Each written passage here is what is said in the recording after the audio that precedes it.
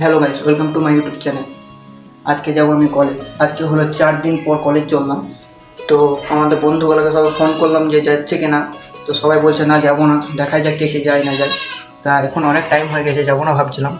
তাও দেখছি 10:30 বেজে গেছে, তো এখন বেরোলাম। টাইম হচ্ছে 10:40, তাই বাইক নিয়ে বেরিয়ে গেলাম। আমাদের কলেজ বেশি দূর না, আমাদের বাড়ি থেকে 10 মিনিট লাগে। এইদিকে মুখটা দেখা খানিক, এটা লাজুকে ছেলে বটে। এই মুখটা দেখা। স্যারের জন্য ওয়েট করছি আমরা।